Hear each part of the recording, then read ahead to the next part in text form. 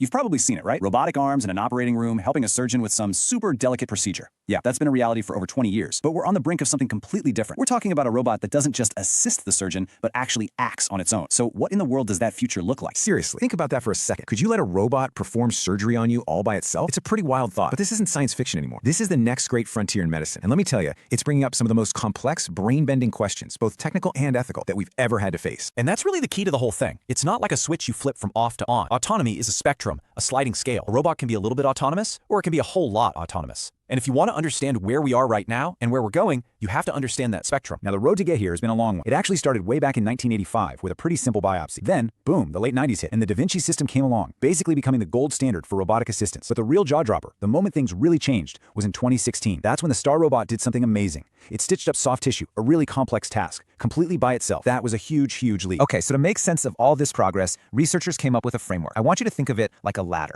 The higher you climb up this ladder, the more the robot does on its own, and the less the surgeon has to intervene directly. It's officially called the LASR system. Down at the bottom, level 0, the robot has zero autonomy. It's basically just a fancy tool. But way up at the top, at level 5, you've got complete autonomy. The robot is the one calling the shots. And as you go up these levels, you see the surgeon's role get smaller and smaller, while the robot's independence just skyrockets. So let's start on that first rung of the ladder, because this is where pretty much every single surgical robot you'd find in an operating room today is hanging out. At these lower levels, the robot is really just an enhancer. Think of it like a force multiplier for the surgeon. It takes their skill and just makes it better. It steadies their hand, filters out tremors, and gives them superhuman precision. The famous Da Vinci system is the perfect example. Now, the key thing here is that these robots can't think for themselves. They can't make plans, and that means if something goes wrong, the liability is crystal clear. It's on the human surgeon, no question. But as we move up to the next rung on the ladder, we see this huge jump. This is where the robot goes from just being a tool to being a true performer. So a level 3 robot can actually carry out a task all by itself based on a plan the surgeon made beforehand. Remember that Star robot? That's level 3 in action. The surgeon maps out exactly what needs to be done, hits the go button, and the robot just does it. All of a sudden, the surgeon isn't the hands-on operator anymore. They become a supervisor. And this is the turning point. This is where everything gets messy. Because when a robot is following a preset plan and it makes a mistake, who's at fault? Is it the surgeon who programmed the plan? Is it the company that built the robot? This is the exact moment where our entire legal system starts to fall apart. And that brings us to the very top of the ladder, the holy grail. We're talking about a robot that doesn't just perform a task, it actually thinks. At these highest levels, the robot can react to something it didn't expect. It can see a change in the patient's body,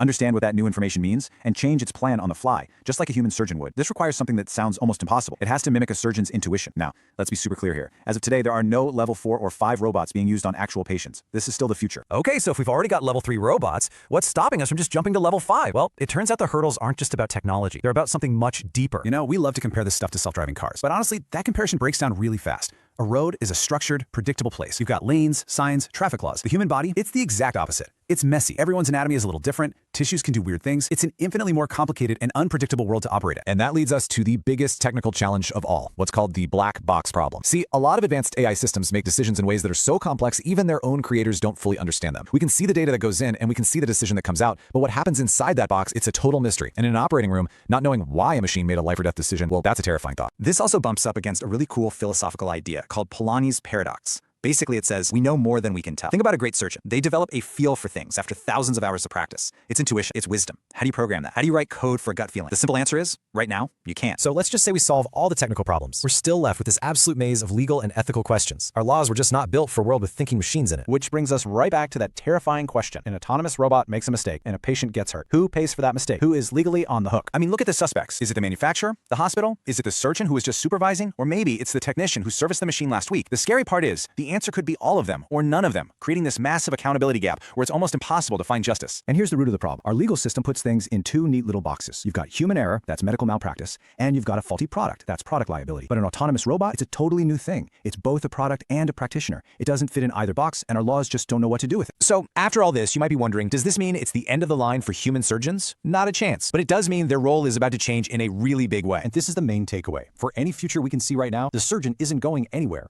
But their job is going to evolve. They're going to shift from being the person physically doing the work to being the expert supervisor, the mission commander, the final human authority in the room, making sure everything goes right. You know, in the end, we can probably solve the technical problems, and we can definitely write new laws, but the biggest hurdle might be the most human one of all. It's about trust. Trust from the surgeons using these machines, and most importantly, trust from patients like you and me. So as this tech keeps marching from the lab into the OR, the final question isn't for the engineers, it's for all of us. The robot is almost ready. The real question is, are you?